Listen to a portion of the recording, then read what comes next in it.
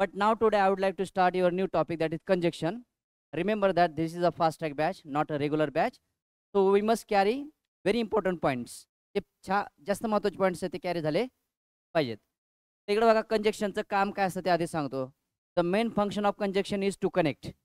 काहीही जोडायचं काम म्हणजे कोणाचं आहे ते कंजक्शनचं आहे, बरोबर आहे. काही जोडा, जसं की भटजी एक खानदान दुसऱ्या खानदानाला जोडतात है ना, एकदा जोडतात आणि आयुष्यभराचं बरबाद करतात. हे कोण आहेत? कंजक्शन. समजा पलीकडला हॉल आणि हा हॉल या भिंतीने जोडला, सो भिंत works as a conjunction. So conjunctions are nothing but connectors. Conjunction दुसरे तिसरे काही नसून काय असतात, एक प्रकारचे कनेक्टर्स असतात, बरोबर आहे. भाषेतले कनेक्टर्स किती असतात आणि त्यांचं काम काय आहे त्याच्याबद्दल आपण बोलूया. भाषेतले connectors. So let me change the pen please. Okay, small pink, large pen. पाहता त्याला मराठीत म्हणतात बघा उभयान्वयी. जरा थोडंसं सोपं नाव आहे हे. बऱ्याच जणाला हे उभयान्वयी अव्यय म्हणताच येत नाही. उभयान्वयी काय आहे? अव्यय. बघा तर उभयान्वयी अव्ययाचं काम काय बघा. It joins to words or two sentences. एक तर कंजक्शनचं काम काय, इट मीन्स कंजक्शन. फास्ट असल्यामुळे इट घेतलं, कंजक्शन घेतलं नाही. बघा उदाहरण बघा, अनुजा अँड मनुजा, एम अँडने जोडले, विल जॉइन अस टुमारो. इतर अनुजा हा एक प्रकारचा वर्ड आहे आणि तर मनुजा हा एक प्रकारचा वर्ड आहे आणि तो जोडण्याचं काम केलं या अँडनं. अँडला इंग्लिशमध्ये आपण म्हणतो कंजक्शन. साधं सोपं आहे, अँडला आपण म्हणतो कंजक्शन. पण इथं फंक्शन काय बघा. इथं बघा अनुजा विल जॉइन अस, हे पूर्ण सेंटेन्स आहे बघा. हे पूर्ण काय सेंटेन्स आहे. शी वोंट डान्स, हे सुद्धा पूर्ण काय सेंटेन्स आहे बघा. इथं जोडल्याचं काम कोणी केलं? बटनं. तर इंग्लिशमध्ये बटला काय म्हणतात इथं? कंजक्शन. तो व्याख्या काय सांगते? A word that connects two words or two sentences is nothing but conjunction. असा शब्द जो इतर दोन शब्दाला जॉईन करेल किंवा असा शब्द जो इतर दोन वाक्यांना जॉईन करेल त्याला आपण म्हणतो कंजक्शन. सोपं आहे का अवघड आहे? हे काय शिकवत बसायचं नाही आपल्याला, पण एक ओव्हरऑल लुक दिलं, जे जोडेल ते कंजक्शन. काय काय शक्य आहे? दोन शब्द जोडू शकतात किंवा दोन वाक्य जोडू शकतात. हे लक्षात ठेवा. दोन शब्द किंवा दोनच वाक्य जोडता येतील, निबंध जोडता येणार नाहीये. ठीक आहे, हे भरून घ्या. तर चला आता हे किती प्रकारचे कंजक्शन आहेत जरा चेक करूया आपण. ते इंग्रजीत असे दोन प्रकारचे मूळ कंजक्शन असतात. हे समजून घ्या रे, आता काही लिहू नका, समजून जास्त घ्या. इंग्रजीत दोन प्रकारचे कंजक्शन असतात आणि ॲडव्हान्समध्ये दोन असतात. असे एकूण 4 कंजक्शनचा आपल्याला अभ्यास करायचा आहे. जर बेसिकचे 2 कंजक्शन माहीत झाले तर ॲडव्हान्सचे 2 कंजक्शन एकदमच इझी जातात, काही वेगळं करायची गरज नाही. सध्या बेसिकचे कंजक्शन कोण आहेत? तर पहिला आहे बघा कोऑर्डिंग कंजक्शन आणि दुसरा आहे सबऑर्डिंग कंजक्शन. नीट लक्षात काय ठेवायचं याच्यामध्ये, या कोऑर्डिंग कंजक्शनचं काम काय आहे? तर एखाद्या वाक्याला कंपाऊंड सेंटेन्स बनवणं. एखाद्या वाक्याला काय बनवायचं? कंपाऊंड सेंटेन्स बनवायचं. आणि एखादं कॉम्प्लेक्स सेंटेन्सचं काम काय आहे? एखाद्या वाक्याला काय करायचं? काय करायचं बरोबर? एखाद्या वाक्याला कॉम्प्लेक्स सेंटेन्स करायचं. म्हणजे शॉर्टकटमध्ये काय लक्षात ठेवायचं की जे वाक्य सबऑर्डिंग कंजक्शनने जोडलं जाईल त्याचं उत्तर काय लिहा? कॉम्प्लेक्स. राज्य सेवा परीक्षा मुख्य परीक्षा 2020-21 70 ते 80, क्वेश्चन नंबर 70 ते क्वेश्चन नंबर 80 मध्ये 10 क्वेश्चनमध्ये 5 क्वेश्चन याचे होते. जे 70 ते 80 क्वेश्चन आहेत ना, त्यामध्ये 5 प्रश्न हे या टॉपिकचे आहेत आणि तिथं पोरं कलेक्टर होतात, हे लक्षात ठेवायचं. म्हणजे value of 1 mark they no better and they have 5 marks in a 10 questions. 10 क्वेश्चनमध्ये 5 क्वेश्चन याचेच आहेत, त्यामुळे याच्यावरती एम्फसाइज करणं गरजेचं आहे. यानं काय सांगितलं? कंपाऊंड. याने काय सांगितलं? कॉम्प्लेक्स. आता बघा, हे जर रेग्युलर लेक्चर असतं ना, मी तर तुम्हाला सांगितलं असतं याचे सुद्धा 4 प्रकार पडतात. Cumulative coordinating conjunction, alternative coordinating conjunction, elective coordinating conjunction आहे ना, आणि आणखी एक बघा इलेक्टिव्ह कोऑर्डिंग कंजक्शन. असे 4 प्रकार आहेत. इकडे सुद्धा 4 प्रकार आहेत, पण मराठीत आहेत. मिश्र वाक्य बनवण्यासाठी 4 प्रकार पडतात बघा. स्वरूपदर्शक आहे, कारणबोधक आहे, असे. पण आपल्याला इंग्लिशमध्ये तसे प्रकार नाहीत. मग कोऑर्डिंग कंजक्शनची डायरेक्ट मी आधी तुम्हाला सांगतो ते कोण असतात. ते असतात बघा अँड, कॉमा, बोथ टिंब टिंब अँड, कॉमा, नॉट ओनली टिंब टिंब बट ऑल्सो. बघा अजून कोण असतं? Comma, or, comma, neither or neither, neither dash dash nor, comma, either dash dash or. याला इंग्लिशमध्ये अल्टरनेटिव्ह कोऑर्डिनेशन म्हणतात. Either dash dash or, comma, but त्याला इलेटिव्ह म्हणतात. But yet still so therefore hence nevertheless nevertheless असे conjunction आहेत. यांचं वाक्य काय बनणार आहे? कंपाऊंड. नीट लक्षात ठेवा, यांचं वाक्य काय बनणार आहे? कंपाऊंड. फक्त काय लक्षात ठेवायचं, इथं कंपाऊंड सेंटेन्स होण्यासाठी अति महत्त्वाचा पॉईंट काय आहे की इथं 2 क्रियापदे जोडली पाहिजेत. 2 क्रियापदे जोडणे आवश्यक असते. 2 क्रियापदे जोडणे आवश्यक. लक्षातच ठेवायचं, जोडणे आवश्यक. जर 2 क्रियापदे जोडली नसतील तर लक्षात ठेवायचं, म्हणून इथं लिहितो अन्यथा. अन्यथा म्हणजे जर 2 क्रियापदे जर जोडली, बोला, जर 2 क्रियापदे जोडली नसतील तर अन्यथा असे वाक्य तुमचं सिंपल बनतं. Simple sentence. नीट लक्षात ठेवायचं, बोथ आहे, अँड आहे, नॉट ओनली बट ऑल्सो आहे, ॲज वेल ॲज आहे, ॲज वेल ॲज. अशा वाक्यांना जर 2 क्रियापदे जोडली तरच उत्तरात काय लिहायचं? कंपाऊंड. पण जर यानं एकच क्रियापद जोडलं असेल किंवा एकच क्रियापद आलंय तर हे कंपाऊंड होत नाही. हे लक्षात ठेवायचं. सबऑर्डिनेट कंजक्शनचं काय आहे? To join main clause to the principal clause. किंवा एखाद्या वाक्याला उपवाक्य जोडणं. किती उपवाक्य जोडायचे? 2 जोडा, 3 जोडा, 4 जोडा, 15 जोडा, जेवढे जोडायचे तेवढे जोडा. पण यानं जोडलं म्हणजे 25,000 कोटी टक्के कॉम्प्लेक्स सेंटेन्स झालं. जे चुकलं तर मला फाशी द्या. मग असे कोण आहेत? तर दॅटची जेवढी तुम्हाला खानदान माहिती, दॅटची सगळी खानदान. दॅट आहे, अजून काय रे? सो दॅट आहे, अजून काय? सो टिंबटिंब दॅट पण आहे, अजून काय? सच टिंबटिंब दॅट पण आहे, अजून काय? हां, इन ऑर्डर दॅट पण आहे, इन ऑर्डर दॅट पण आहे, अजून काय? इन ऑर्डर टू सुद्धा असतं बघा. इन ऑर्डर टू ही प्रिपोजिशनल फ्रेज पण आहे. इन ऑर्डर टू सुद्धा आहे बघा. किंवा प्रोव्हाइडेड दॅट सुद्धा आहे, प्रोव्हाइडेड दॅट पण आहे. म्हणजे तुम्हाला दॅटचे जेवढे शब्द दिसतील सगळे कॉम्प्लेक्समध्ये येतात. डब्ल्यूची वर्ड जेवढे तुम्हाला सापडतील, डब्ल्यूची वर्ड्स जेवढे तुम्हाला सापडतील सगळे कॉम्प्लेक्स असतात किंवा सबऑर्डिनेट कंजक्शन असतात. अटीमध्ये येणारे शब्द इफ, अनलेस, इन केस, अटीमध्ये येणारे शब्द. कॉन्ट्रास्टमध्ये येणारे शब्द, कॉन्ट्रास्ट म्हणता येणार नाही मला. अटीमध्ये येणारे शब्द, कॉन्ट्रास्टमध्ये येणारे शब्द सॉरी, दो, अल्दो, अजून कोण आहे? इवन दो, अजून कोण आहे? इवन इफ आहे, इवन इफ आहे. फक्त इथं हे लक्षात ठेवा, जर इवन आल्दो आलं तर ही रचना चुकीची असते. जर इन केस परीक्षेमध्ये इवन आल्दोचं वाक्य दिसलं तुम्हाला तर ते ग्रॅमॅटिकली एररचं वाक्य लक्षात ठेवा. इवन आल्दोचं रचना नसते, इवन दो असतं. मग इवन इफ आहे, ॲज इफ आहे, ॲज दो आहे, ॲज दो घेतलंय, बरोबर आहे. बघा, ॲज सून ॲज आहे, ॲज सून ॲज आहे, अजून कोण आहे? नो सुनर द्यान आहे बघा. काय रे? नो सुनर टिंबटिंब द्यान आहे बघा. हार्डली टिंबटिंब व्हेन आहे बघा. हार्डली टिंबटिंब व्हेन आहे बघा. तसं स्केअर्सली सुद्धा आहे बघा. स्केअर्सली व्हेन, स्केअर्सली व्हेन सुद्धा आहे बघा. मला समजते का काय चाललंय हे? त्याचबरोबर सिन्स सुद्धा आहे बघा. त्यानंतर बिकॉज सुद्धा आहे बघा. ॲज सुद्धा आहे बघा, फक्त ॲज. म्हणजे या सगळ्या शब्दांना काय म्हणतात इंग्लिशमध्ये?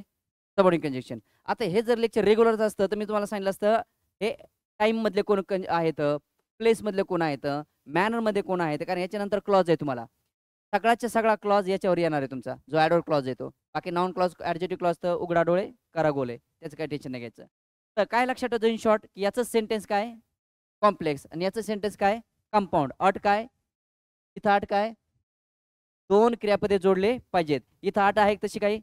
इथं का अट नाही? कारण 2 वाक्य जोडल्याशिवाय सबऑर्डिनेट कंजक्शन वापरताच येत नाही. काय बोललो? 2 वाक्य किंवा 2 पेक्षा जास्त वाक्य जोडल्याशिवाय हे कंजक्शन वापरता येत नाही. कळलं तुम्हाला? माइंड मॅपमध्ये काय लक्षात ठेवायचं? कोऑर्डिनेटिंग कंपाऊंड आहे, सबऑर्डिनेटिंग कॉम्प्लेक्स आहे, आणि कोऑर्डिनेटमध्ये एकच क्रिया आहे तर फक्त सिंपल आहे. आणि जगात कोणतंच कंजक्शन वापरलं नाही तरी ते वाक्य सिंपल आहे. इंडिया इज माय कंट्री आहे का कंजक्शन? सिंपल आहे. मग कळलं? जरा हे भरून घ्या पडदिशीने.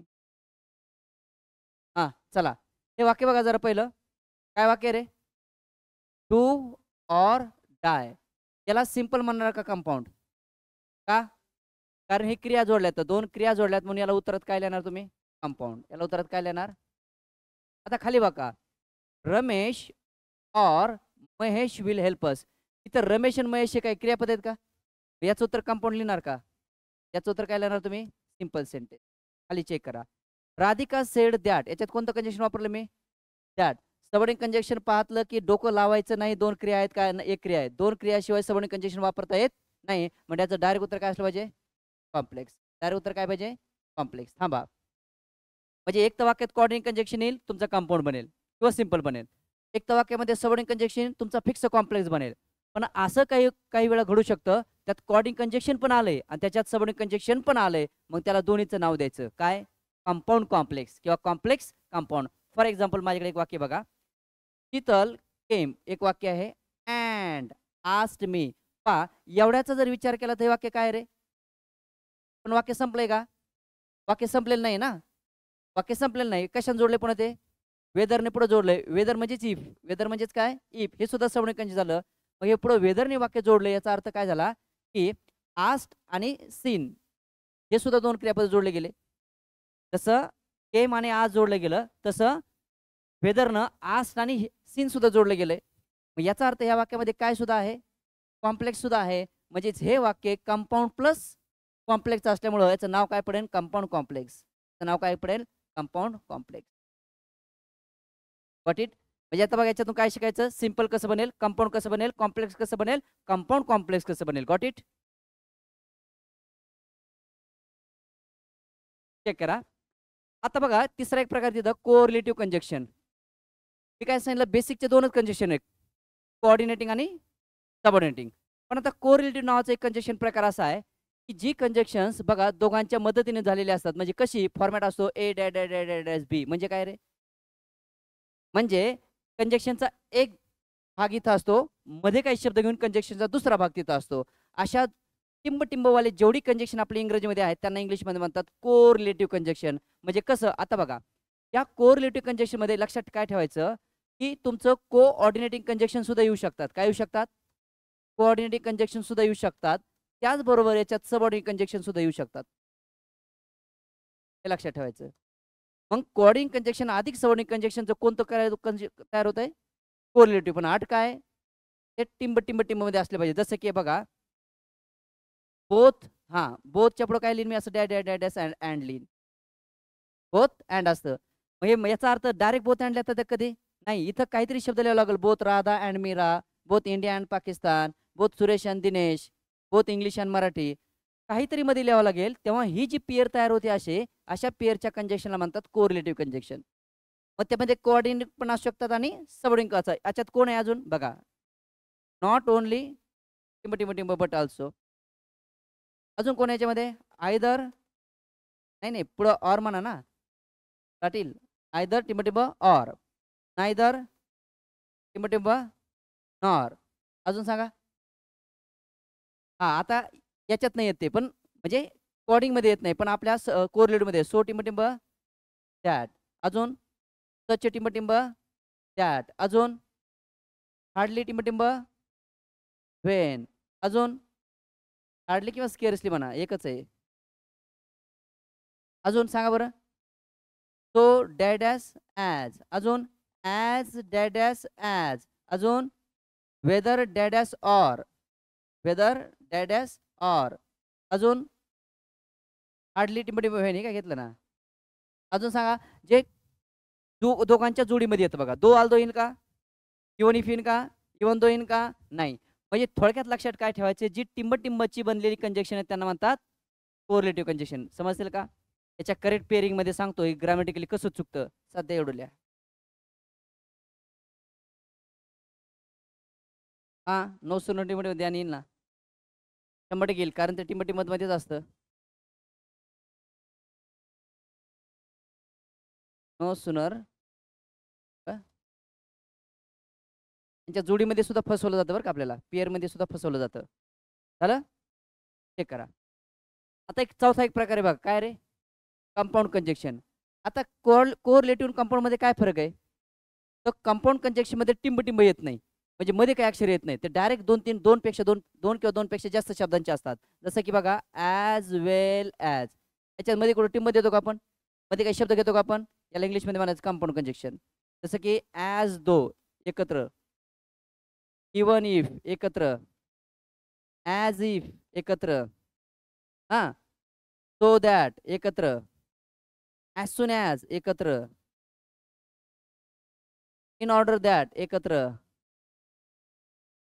मग इन ऑर्डर टू सुद्धा एकत्रच,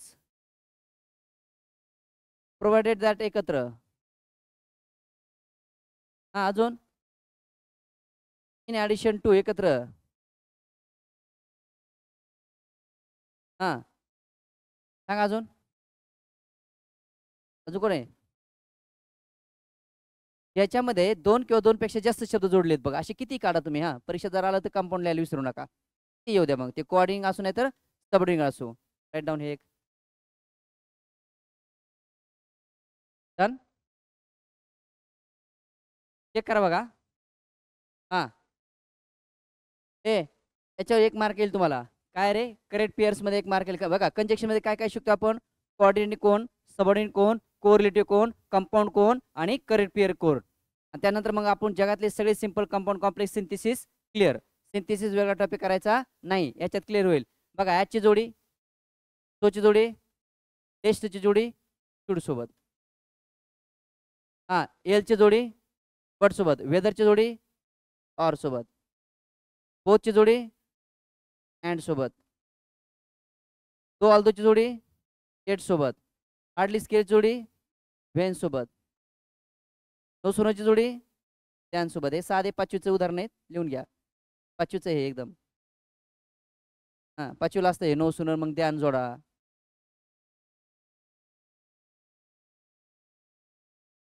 असं छोटंसं वाक्य असतं पण आपल्याला लवकर मिळालं का नाही बघा. I asked her if she had taken tea or not, no error. मी तिला विचारलं की तिने चहा घेतला होता का नाही होता. मग या वाक्यात परीक्षा विचारते स्पॉट द एरर. अशा वाक्यातले एरर शोधा. अशा वाक्यातले एरर शोधण्यासाठी काळ पण चांगला माहित पाहिजे. जसं की इकडे सिंपल पास्ट असतं तर पुढे पास्ट परफेक्ट जोडू शकतो आपण. कंडिशन पाहिलं सिंपल पास्ट सोबत पास्ट परफेक्ट जोडता येतो. राहिला दुसरा प्रश्न कंजक्शनचा. ते पूर्ण वाक्यानंतर बघा I asked her if she had taken tea or not. हे वाक्य कशाने जोडले, ऑर. मग ऑर जर जोडला असेल तर त्याची पेअर इथं कोणासोबत आहे, इफ ऑर. आता इफ ऑरची जोडी असते का वेदर ऑरची जोडी असते.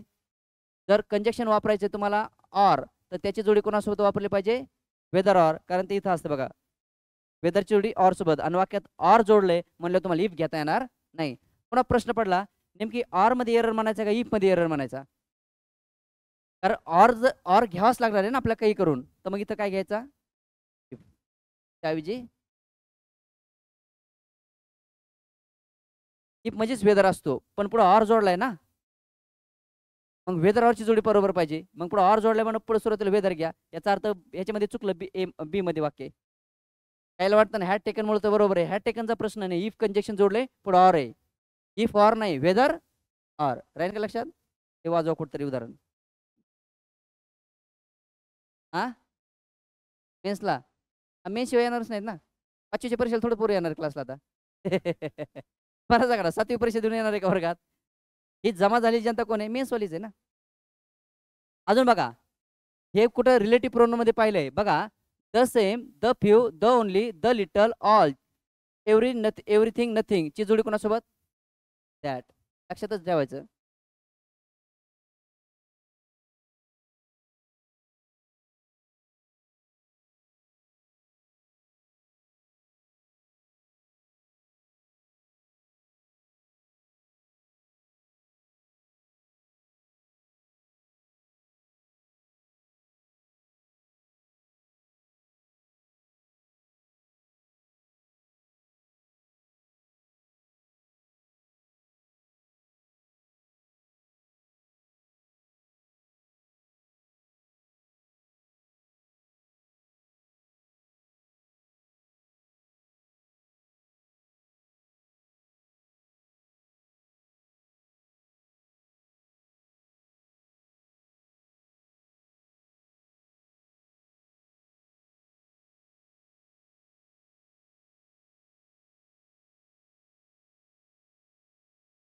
असं विचारतात मग.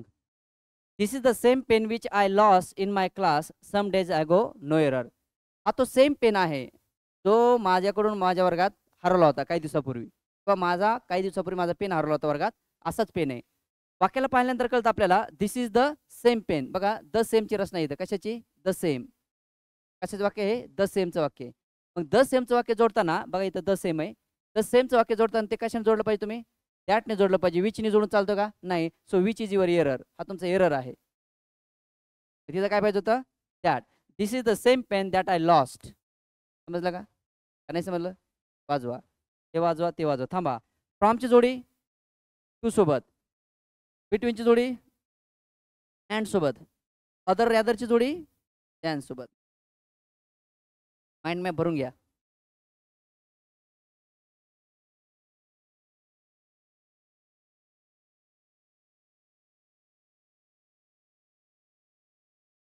हे हायली महत्वाचं आहे, लक्षात ठेवा. याच्यावर प्रश्न येतील.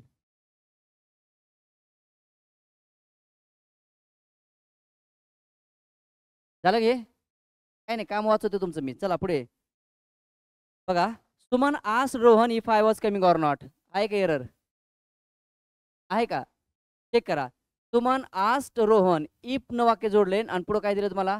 ऑर. तर इफ ऑर चालेल का? मग काय लिहिलं गरजेचं? Whether or. आता सांगितल्याप्रमाणे खाली बघा. आता हे वाक्य चुकलं बरोबर सांगा. He is both intelligent as well as industrious. काय पाहिजे? हां, हे बोथचं वाक्य जोडल्याचं अर्थ हे पुढं ॲज वेल ॲज नको. काय पाहिजे? अँड पाहिजे. Industrious, hard working. No sooner did we enter the hall then we saw हिम.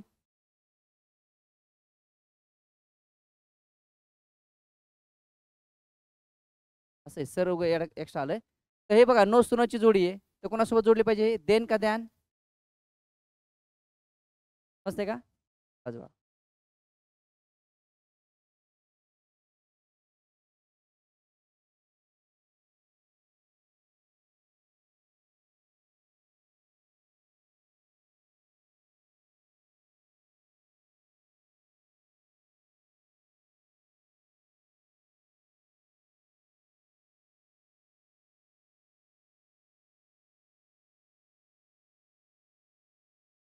काल शिकवताना एक पॉईंट आला होता, आपण त्याच्यावर डिस्कस केलेले आहे. जरा इकडे लक्ष द्यायचं ना.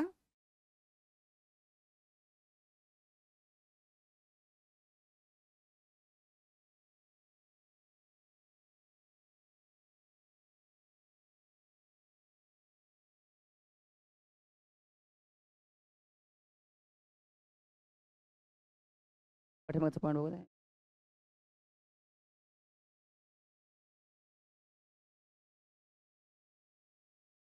काय होतंय? तोच आहे का जास्त खाली? त्यांना बसताय ना. काय होतंय सर? अच्छा, आतमध्ये गेलाय. तर वर घ्या ना थोडंसं. मांडी घालून बसताय का?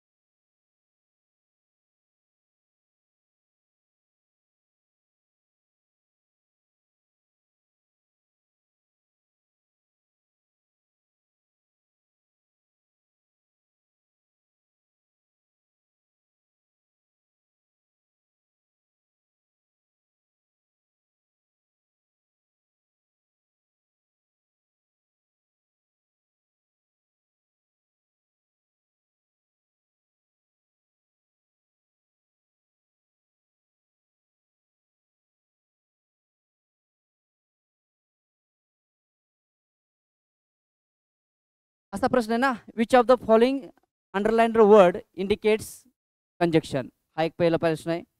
Which of the following is a complex. हा एक पहिला प्रश्न आहे. Which of the following compound. हा एक प्रश्न आहे.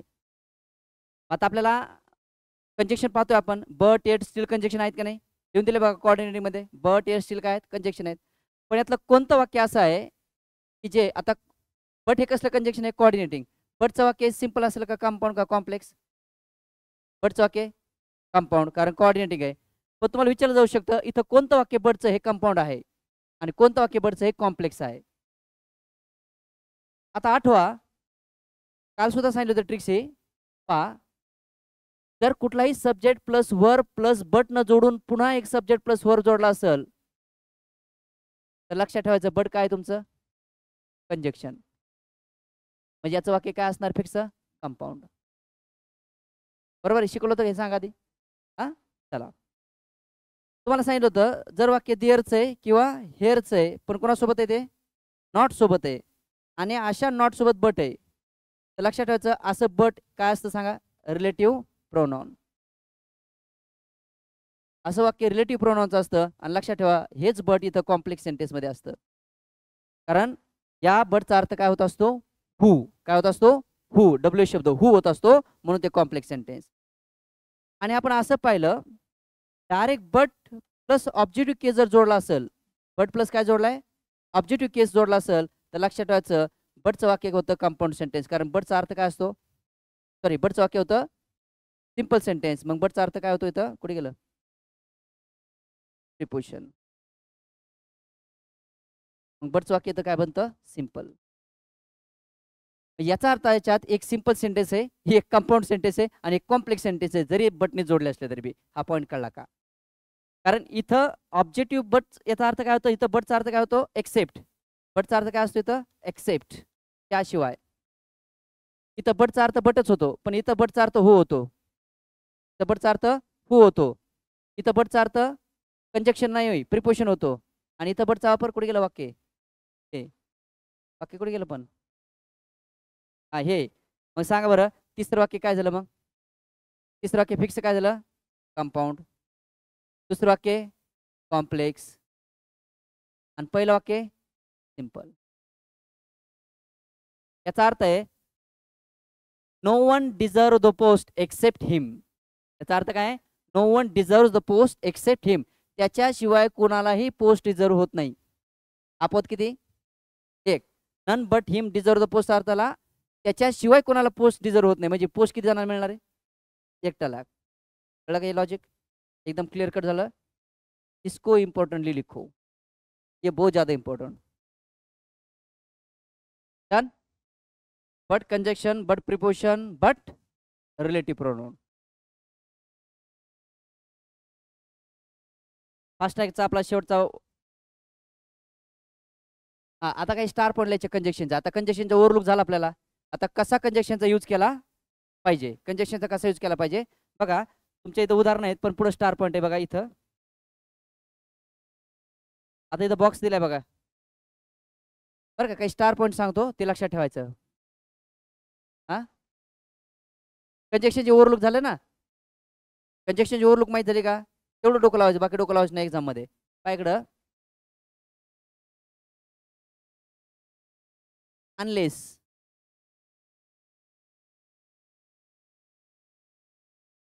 लेस्ट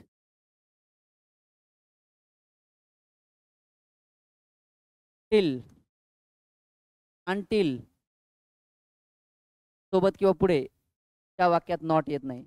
त्या वाक्यात नॉट लिहू नये किंवा नॉट येत नाही. त्या वाक्यात मी सांगतो डायरेक्टच नॉट लिहू नये. नॉट लिहू नये आणि लिहिलं तर वाक्य ग्रामॅटिकली चुकलं. टिल आहे अनटिल आहे अनलेस आहे त्याच्या वाक्यात काय लिहायचं नाही नॉट लिहायचं नाही. स्टार पॉईंट दुसरा टिलने वाक्याची सुरुवात करू नये. ते वाक्याची सुरुवात होत नाही. तुम्हाला मध्ये येऊ शकतं का मध्ये येऊ शकतं मध्ये येऊ शकतं. तर साधारणपणे लेस्ट डॅश डॅश शूटची जोडी ऑलरेडी दिली तुम्ही लक्षात ठेवा वापरावे.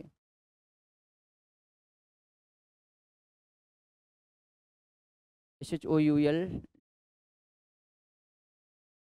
बघा दुसरा point. If unless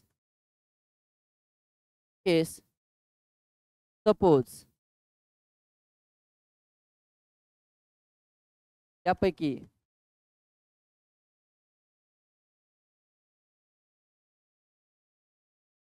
hello hello हां बोला. मॅडम मी लेक्चर चालू एक अर्धा तासाने कॉल करा ना. हां हो हो हो हां इफ इन केस सपोज यापैकी कोणत्याही दोन कंजक्शन्स चा वापर एकत्र होत नाही, एकत्र होत नाही.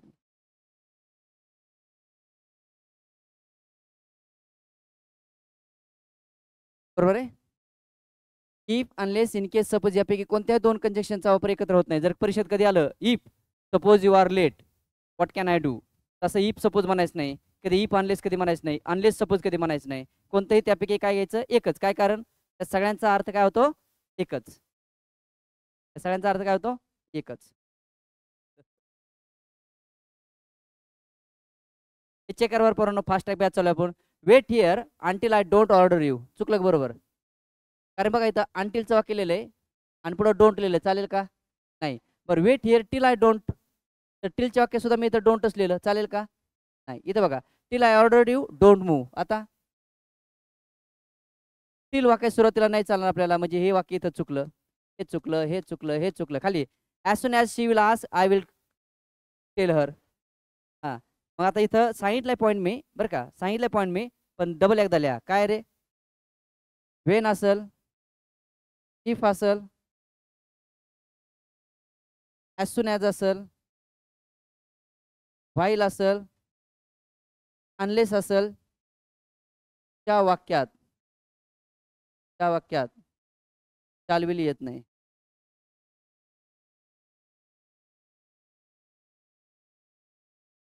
अशा वाक्यात कधीही शाल विलचा वापर केला जात नाही.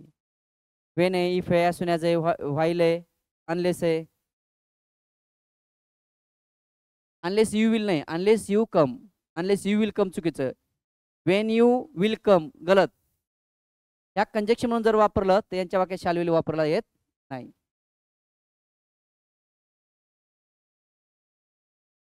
पण असं बरोबर आहे का, वेन विल यू कम, हे करेक्ट आहे, कारण तो प्रश्न आहे. वेन विल यू कम हा काय प्रश्न आहे, त्याच्यात येऊ शकतं. पण Wien will you come please tell me, ह्याच्यात मात्र विल येणार नाही. म्हणजे कसं, इथं बघा आता ॲज सून ॲजचं वाक्य लिहिलं मी इथं, पण इथं शीच्या पुढं काय लिहिलं, विल आस्क लिहिलं. विल आस्क नको, फक्त आस्क. काय पाहिजे, आस्क. खाली work hard लेस्ट you should not fail. आता लेस्ट सोबत काय जोडलं पाहिजे, नेहमी शुड जोडलं पाहिजे, हे ठीक आहे, परंतु काय जोडलं नाही पाहिजे. म्हणजे याचा अर्थ यापैकी कोणतेही वाक्य मी बरोबर दिलं नव्हतं.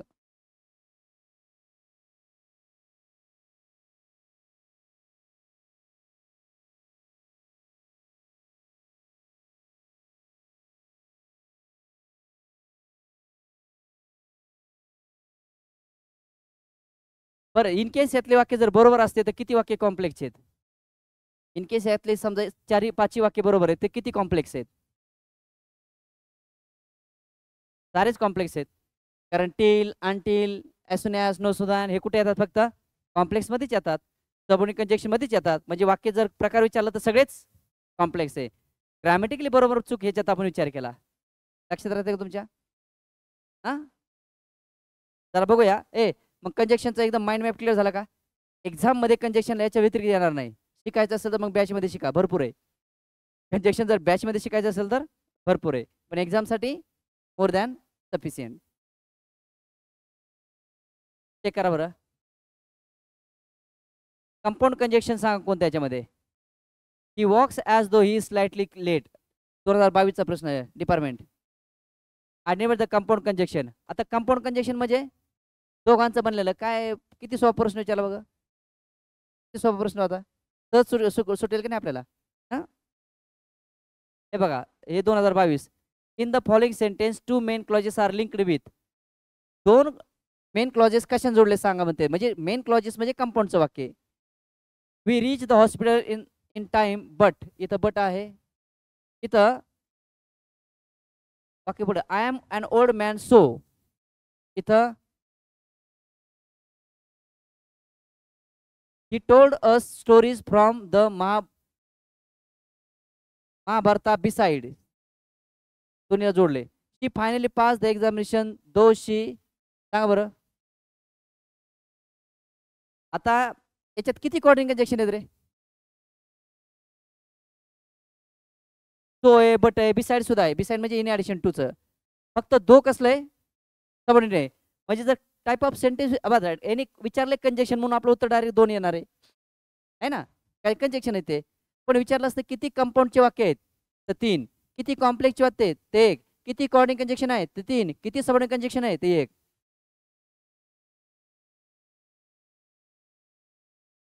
Read the sentence carefully. Kind of conjunction the underword. He is saving some amount each month so that he can pay his college fees. So that हे कंजेक्शन आहे बघा. आता कंपाऊंड, कोरिलेटिव्ह, कोऑर्डिनेटिंग, सबऑर्डिनेटिंग. वास्तविक पाहता अशा प्रश्नावरती तुम्ही आक्षेप घेणं गरजेचं असतं. कारण सो दॅट हे सब ऑर्डिनेटिंग कंजेक्शन सुद्धा आहे. बरोबर आहे का? सब ऑर्डिनेटिंग कंजेक्शन सुद्धा आहे आणि सो दॅट हे कंपाऊंड सुद्धा आहे. बरोबर आहे का? पण तरी आयोगाने उत्तराचं कंपाऊंड कंजेक्शन दिलंय. तरी आयोगाने उत्तर काय दिलंय? कंपाऊंड. कोणत्या अर्थाने दिलं असं माहिती का? कारण कंजेक्शन आधी फॉर्म होणार मग प्रकार तयार होणार. कंजेक्शन आधी बनणार मग बनलं कसं, दोन शब्दांचं मिळून बनलं मग आधी कंपाऊंड झालं. हे कंपाऊंड कुठं वापरलं जातं तर कॉम्प्लेक्स सेंटेन्स मध्ये वापरलं जातं म्हणून सबऑर्डिनेट कंजेक्शन झालं. आता इथून पुढे आयोगाचं लॉजिक आपल्याकडे. इथून पुढे जर का तुमच्या सबऑर्डिनेट कंजेक्शनचा प्रश्न आहे आणि डायरेक्टच आहे तर त्याचं सबऑर्डिनेट कंजेक्शन उत्तर लिहिण्याच्या आधी काय लिहायचं? कंपाऊंड लिहायचं. त्या आयोगाची हिंट झाली आपल्याला. What it? चला हां राज्यसेवा. Although he was always happy, he did not love anyone. Choose the option that substitute the underlined part of the sentence given. हां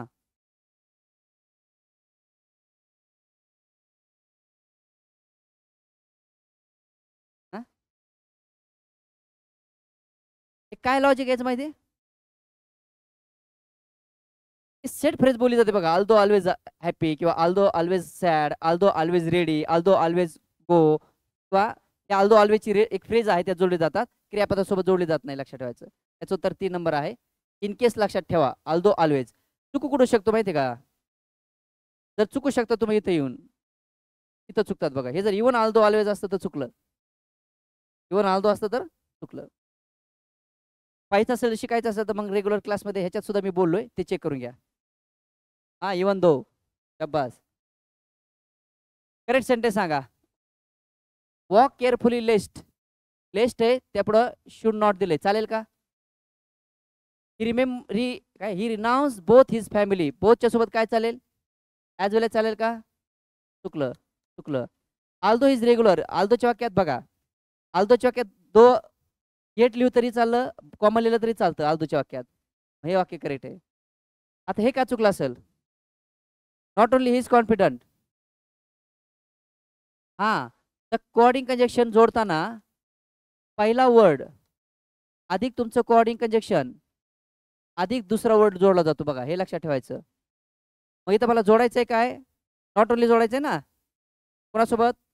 बट ऑलसोबत.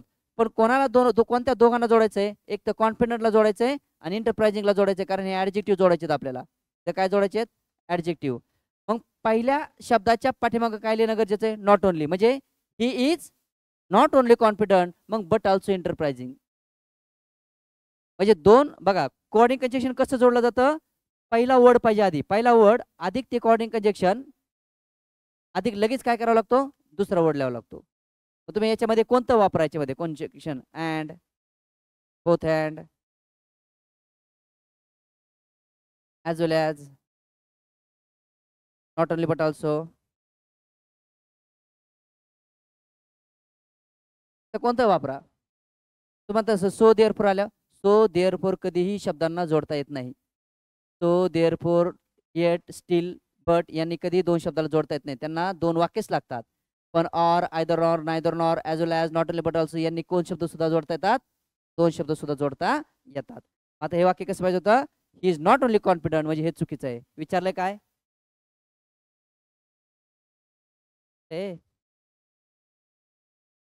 करेक्ट विचारलंय. फक्त काय मग? Make it negative. बघा जेव्हा ॲसोनॅचं वाक्य निगेटिव्हला विचारलं जाईल ना सरळ त्याचं नो सुनो त्यांना विचारलं जातं. कारण नो म्हणजे नकार. बघा जेव्हा ॲसोनॅचं वाक्य नो सुनो विचारलं जाईल किंवा ॲसोनॅचं वाक्य निगेटिव्ह करा तर नो सुनो द्यान करा. नो सुनो द्यांचं अफर्मेटिव्ह करा म्हणजेच ॲसोनॅच करा. मग कसं होईल? भूतकाळ आहे. भूतकाळ म्हणल्यावर सहाय्यकारी क्रियापद घ्यावं लागेल डीड. बघा नो सोनर डीडचा ऑप्शन किती जागा आहे. मग तुम्हाला प्रश्न पडला CV1 कुठून आणलं, कशामुळे आणलं?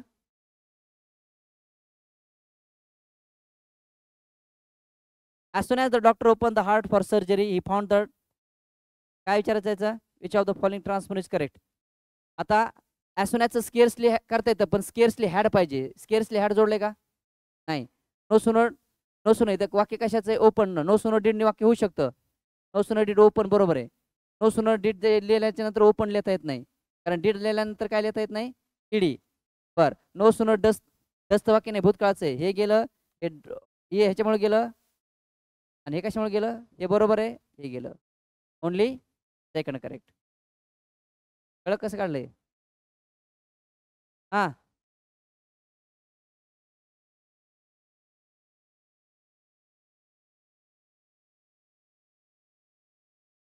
उत्तर काय सांगा.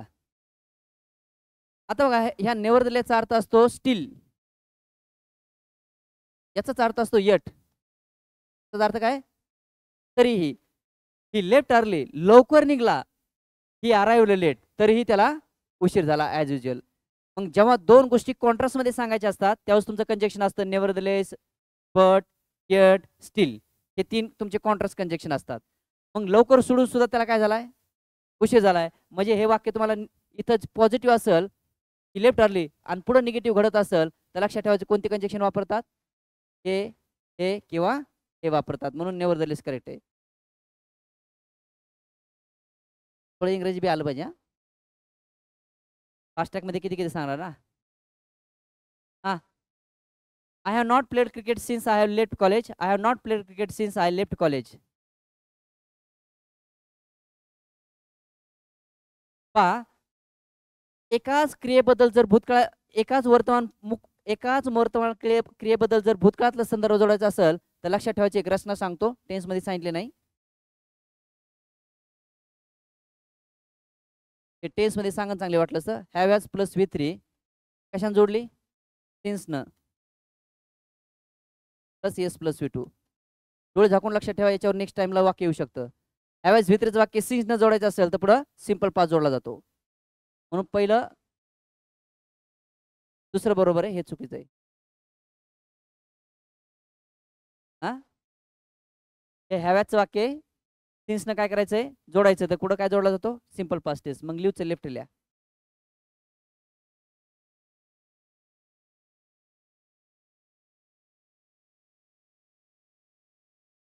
हे चुकीचं असं, हे चुकलं असं इथं, हे चुकीचं आहे. हे उत्तर असलं पाहिजे.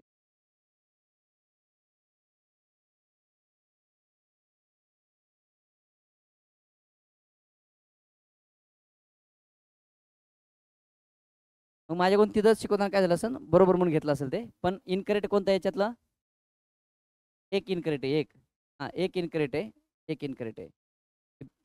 बी करेक्ट वाटलं असेल म्हणून बी करेक्ट लिहिलं. इनकरेक्ट म्हणलं काय, ए काय, present perfect tense plus since plus simple past tense, हे लक्षात ठेवा. हां, I allow you to drive my car on condition that. दॅटचं कंजेक्शन आहे बघा, पण फ्रेज मधलं आहे. ऑन कंडिशन दॅट, हे कसलं कंजेक्शन आहे बोला की, डॉट डॉट आहे का. मग काय उत्तरात, चला बाजूला कंजेक्शन लय मोठे माझ्याकडे तसे, रेग्युलर लेक्चरसाठी योग्य आहेत.